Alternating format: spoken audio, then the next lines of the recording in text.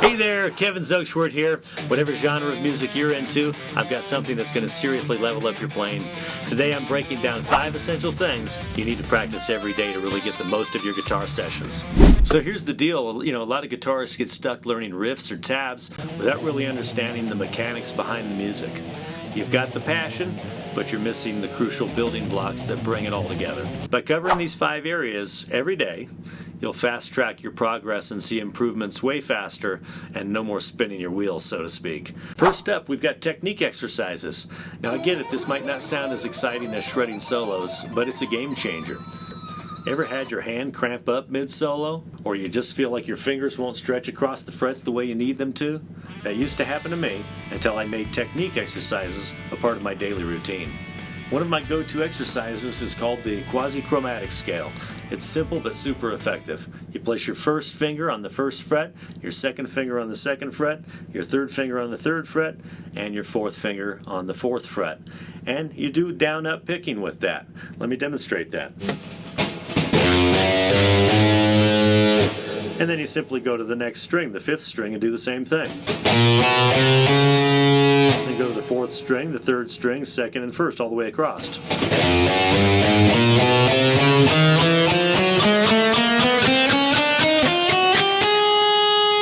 What I recommend you do is take this all the way up the fretboard. So once I've gotten to the 1st string of this 1st position, I like to shift to the 2nd position and descend starting with my pinky. You'll still do down up with the pick.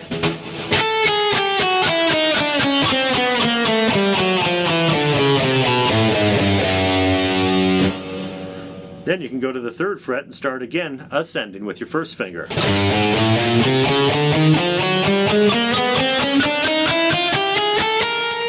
Then I'll shift to the 4th position and start with my pinky at the 7th fret.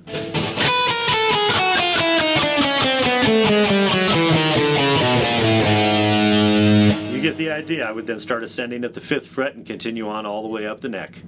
Here's a tip, mix up your warm-ups. Don't just stick to one exercise. Throw in some string skipping, legato runs, or picking through chords to keep things fresh. Check out my video called Supercharge Your Fingers for more details. And definitely use a metronome or a drum machine to push your speed. Find the tempo where you start to struggle and try to break through that wall over time. Now that we're warmed up, let's get into Fretboard Mastery. This is where we get into the stuff we all love, chords and scales. Whether you're hammering out power chords or blasting through scales, this section is all about getting those fingers flying across the neck. If you're still stuck on open position chords or only know a couple of scale shapes, it's time to expand your toolkit. If you need some help, check out my sample course video called Shred 101, or check out the full Shred 101 guitar course in the link below. It'll get you sorted with the key patterns for shredding through solos and riffs. Let's say we're working on the A minor scale today.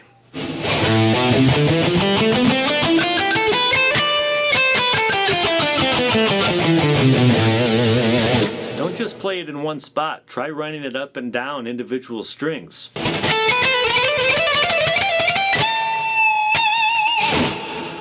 This not only gets you familiar with the entire fretboard, but also helps when you want to jump between octaves during a solo. Here's what that looks like a little bit slower.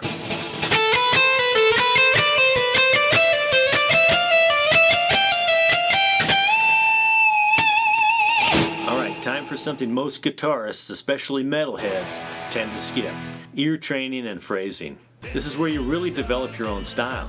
Forget about tabs for a minute. Instead, pick out a key signature by ear.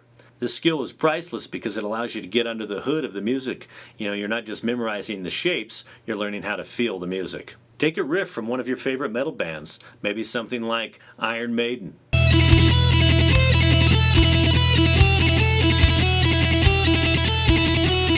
Or Metallica.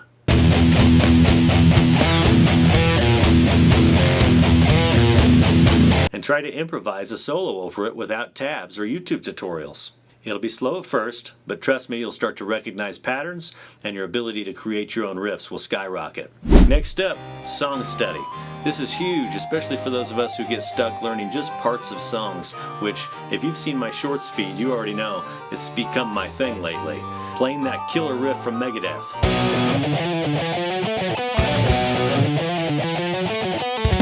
Or jamming out the intro to Psychosocial. It's all great, but learning whole songs is what really sets you apart. Whole songs teach you about structure, transitions, dynamics, and how to put it all together, which is required if your goal is jamming with a band or playing live gigs. You've got to know the entire song. If you've never practiced like that before, pick 3 songs, metal, rock, or whatever you're into, and commit to learning them from start to finish. It's way more valuable than just nailing that one riff. Alright, last but definitely not least, improvisation. I touched base on this already, but let's go a little deeper on this topic. This is where the fun really starts. Improvisation isn't just about shredding solos.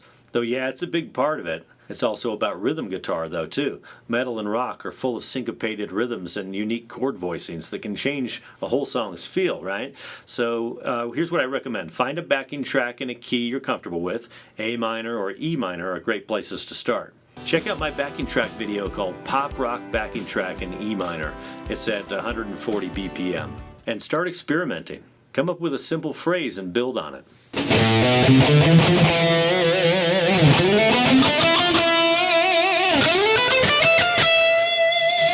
So that's a simple idea that you can use from the scale and melody tones, but you can also start with a power chord riff and weave in some lead lines between it.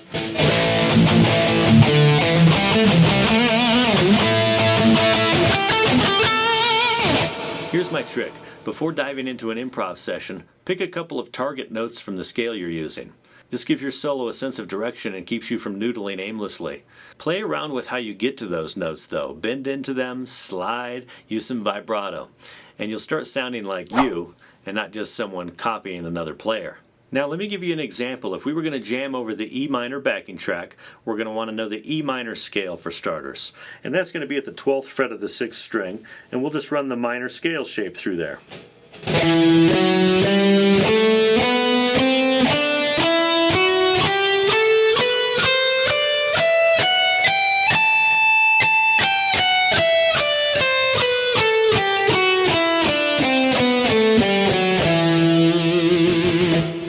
Get that down first, pause the video and work on that. The next thing I want to do is get some notes down in the scale that are going to be good foundational home base points. The E is obvious, right? So let's find all the E notes in that scale. We're going to start on the 12th fret, obviously at the 6th string there. And then I also want to be able to bend into those notes as well. There's one at the 17th fret over here, so I could go to the 15th fret and bend that a whole step.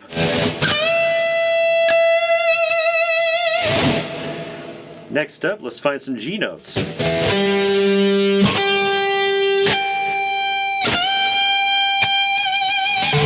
I bent from the 13th fret on the 1st string to get that bent. Now let's look at some B notes.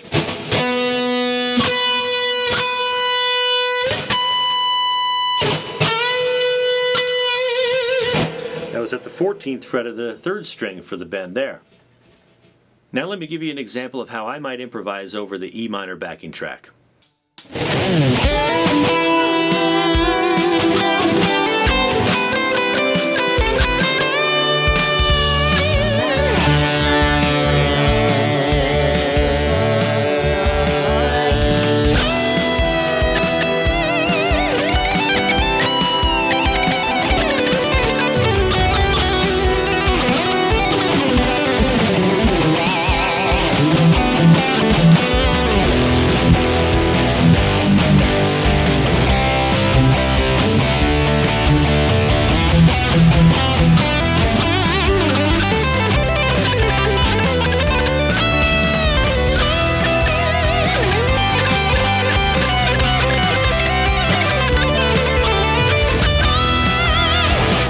Well, thanks for hanging out and practicing with me today. If you're tired of practicing solo though and you want to dive deeper into this stuff, my coaching program is the perfect next step. Click the link in the description to learn more about how we can work together. Or if you're the kind of person that works alone, grab one of my guitar courses in the link below also to study at your own pace. Let me know what you're practicing in the comments, and I'll see you in the next video. Keep rocking, and check out this video next.